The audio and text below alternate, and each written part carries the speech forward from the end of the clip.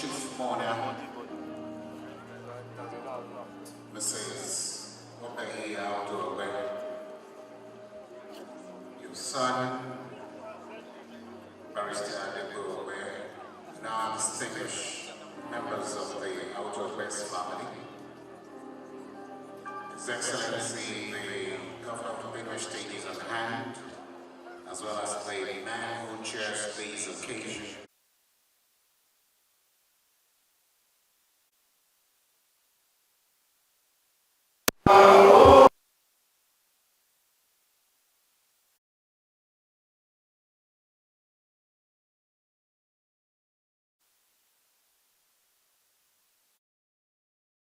Senator Grace Banks, CON, would like to appreciate your presence.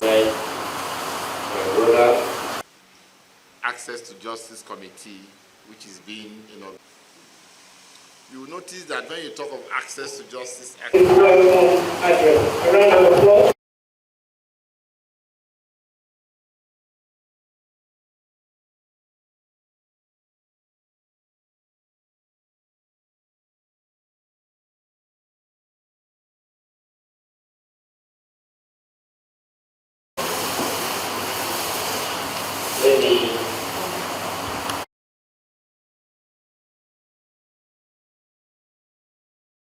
Tarry with us a little while as we invite His Excellency, the Wazirin Adamawa, former Vice President of the Federal Republic of Nigeria, His Excellency Alhaji Atiku Abubakar GCON, to then give us his tribute at this juncture. Please, this comes as requested by the family. Please, can we invite him with a resounding applause as he makes his way here, please. Thank you, sir.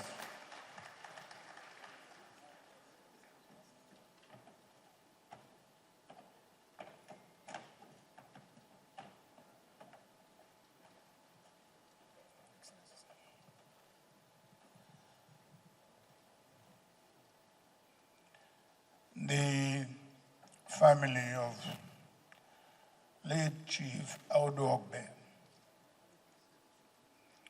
Your Excellencies, distinguished ladies and gentlemen, when Chief Audu Ogbeh died, I was out of the country,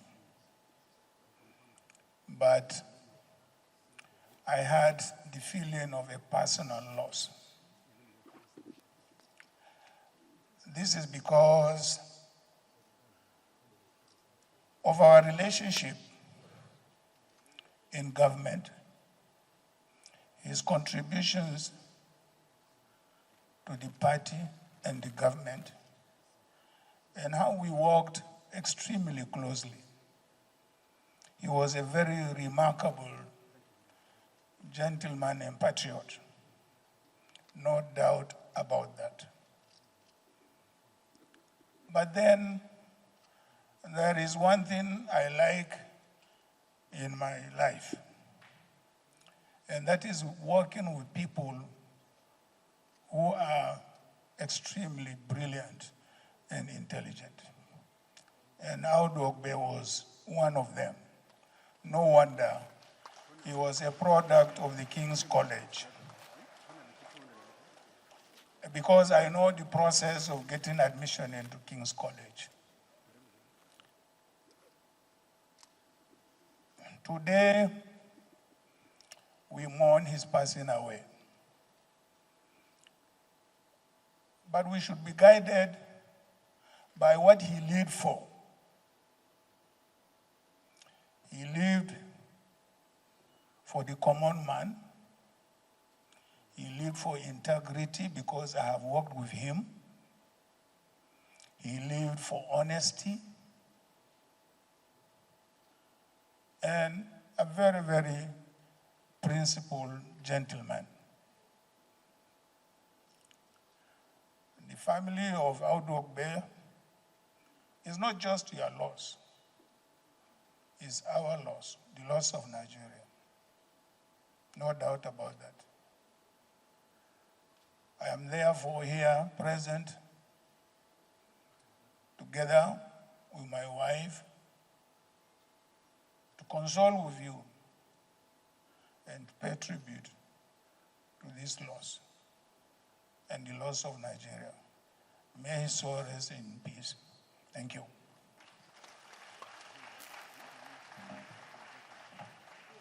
Brothers, Anyao, I don't know how to start. They told me I was going to speak for former ministers. But Chief Audu Ogbeh was minister, like the lady before me said, 3 times. So which stanza am I representing now? But the good thing, a lot of his colleagues in 81 to 83 are no longer in this room. That's why I felt comfortable to come up. So Audu, even though he has left us, did not leave too early. Some of his mates then had gone. I want to just, by way of observation, say that in Nigeria, one of the problems we have here is appropriation of what doesn't belong to you. King's College, Audu Ogbeh came just for 2 years. It's true. But they're appropriating him here, calling themselves kinsmen, this and that, great men, this, that. What will St. Michael's Alley they do? 5 years.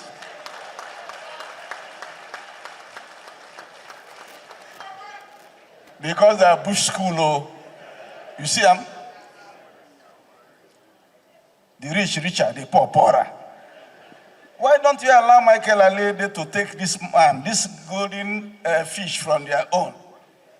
It's just like St. Teresa's in Suka coming to appropriate me. After them, no. They've done it so many times. I said, no. I came to St. Teresa's for HSC. I'm a bit of passage. And I didn't even finish. I ran away to go and do pre-medicine at Nsuka. So, Kashima and his group, make una take una time more. Audu Ogbeh, our brother and our friend, has lived a good life. He has run a good race. His family has no need to mourn like those who don't have hope. As a matter of fact, you know, for some of us who know him very well, because I met Audu first in 1982. He was a young minister. He was one of the youngest in the cabinet. But the youngest of them all was Mark, Engineer Mark, Emeka Okoye. So he was the best man at the wedding in Enugu when Mark was wedding Christy Okoye. And so we were all there, we were groomsmen. And we saw this young minister. He wasn't behaving like a minister. He came and slept in the flat that we were given. Left the hotel room that the Ministry of Communications have gotten in presidential. That's how I do for you. Humble. Always knowing that nothing good lasts forever. After the wedding, we came back to Lagos. We now used to meet in Okoye's place. Is it Molina or so? Yeah, that street. Opposite Ikoyi Club. And he comes. He will be educating everybody, lecturing us. We said this man is full of lectures. So. Now, minister be this or lecturer. The lecturing continued. We met in a Alex Ekweme campaign organization. He was our DG. Alex Ekweme is a man who loves cerebral people, intelligentsia, just like Waziri Adamawa said. When Audu comes as DG and put up his organogram for the campaign and everything, no further discussion. Matter finish. Unfortunately, we didn't have him as our DG to the end. So, some people went and shot him. We prayed for him to get well. It took a long time. We appointed another DG in the late Senator Onyabobi. There's a difference between, as the Igbos will call it, Ebe and Ebe. With our new DG, we went to Jos, we failed woefully. So all of us, we started saying, who did this to us? Is these people who went and shot Audu in October? But we came back and dusted ourselves and continued. Again, me and him again, faith. We met in the PDP. After Barnabas Gamade and Ukwi Siles Nwodo, they went and revised the PDP constitution. Because we expelled some people in a very serious coup and threatened to suspend the then president. Yes, because we got wind that they were going to amend that constitution and bar some of us from contesting again. So they brought in Audu, and thinking Audu was softer than Gamade. But Audu is not. As the Igbo will say it. Tough meat, you the chew and the thing no green enter, you the chew am. That was what Audu became. And the thing was manifest in many areas. Audu once told the president he doesn't own the party. Chairman, now you own party or me own them? I would say the question doesn't have an answer. The party constitution is clear. And then Audu went to Abuja and did lecture on economy and everything. President said, no, this man, this chairman is not for me. I would have left Gemadeo. This one is Warsaw. Then,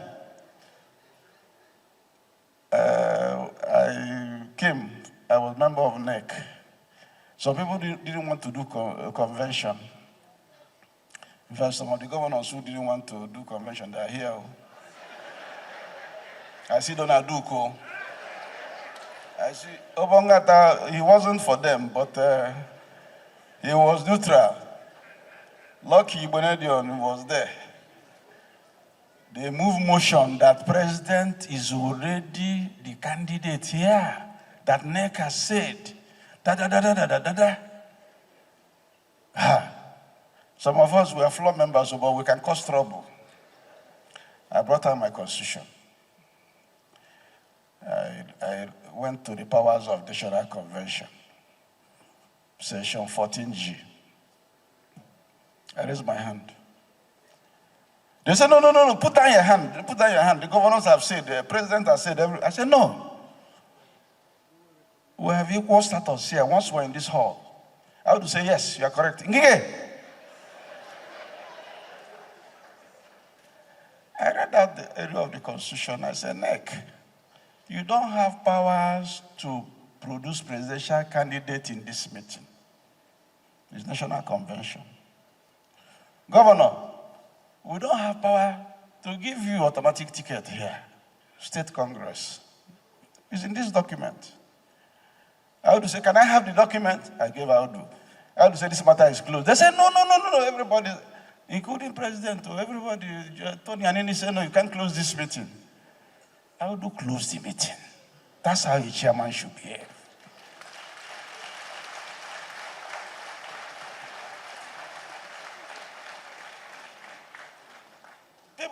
People underrate Audu. He's more stubborn than Ngige. Make una know him. So they underrate him because he's slim and they walk like this. But me, I will shout. That's the difference. And because I have Biabia, they will say this man is a warrior. Audu doesn't have Biabia, but he makes his point succinctly with clarity. As these two SGF sitting down here, they have problem with Audu in the Federal Executive Council. Contributions, Audu has eloquence, he has brilliance, he has pack full of knowledge on everything he's discussing or presenting. So when he finishes it, these two AGF, first Bidi Lawal and later Boss Mustafa, the one secretary, did you catch him? The secretary will say, no, we can't. The man's speed is too much. And the knowledge he vomited here is too much. So what happens is that they devise a method. After council, they will come to Audu's office to say, okay, repeat those things you say for us. In fact, they started doing it to me too, because sometimes when Audu finish, I will take over. So, Nigeria has lost one of our best. Audu is a precious gem. We are not talking about only integrity. We are not talking about hard work. We are not talking about exemplary leadership, whatever you put him into. So, I don't have much to say again. I have said too much. I know I said too much. But the only thing I want to say finally is that, Audu, when you're already there, we know. This lecture, Azikiwe, Sadwana, Awolowo, and the rest, and the people they will gather, lecture them small. But just say that things are still bad in Nigeria. It's not even worse. Thank you very much.